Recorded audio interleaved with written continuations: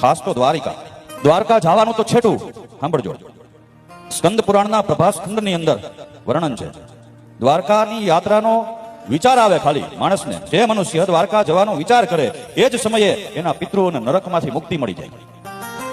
ગયા નથી હો દ્વારકા, હજી માત્ર વિચાર કર્યો કે મારે દ્વારકાની યાત્રા કરવા જાવું, આટલો વિચાર આવી જાય મનમાં, એ જ સમયે એના પિતૃઓને નરકમાંથી મુક્તિ મળી જાય.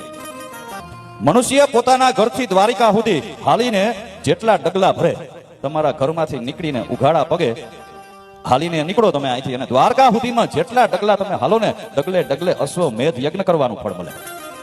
એક એક ડગલે અશ્વમેધ યજ્ઞનું ફળ મળે. આપણે વર્ષે 2 વર્ષે 5 વર્ષે એક યજ્ઞ માંડ કરતા હોય, એ નાનો ગોરબાપા કે નાને પાયે કરવું. અશ્વમેધ યજ્ઞ તો બહુ મોટો. ડગલે ડગલે અશ્વમેધ યજ્ઞનું ફળ મળે, એક એક ડગલે.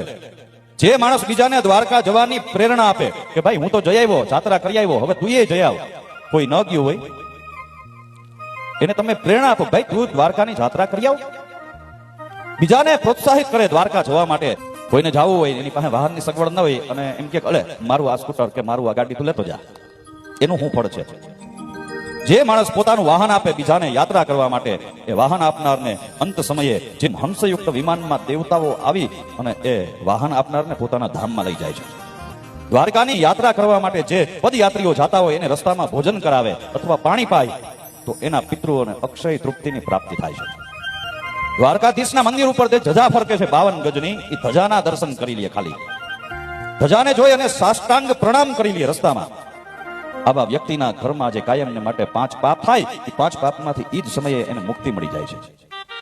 વર્ષે 2 વર્ષે એકવાર દ્વારકા જઈ આવો, અને કદાચ દ્વારકાધીશના દર્શન ન થાય તો ધજાના દર્શન કરી લેવા, એને વંદન કરી લેવા, એટલે દ્વારકાધીશના દર્શન જેટલું જ ફળ મળે.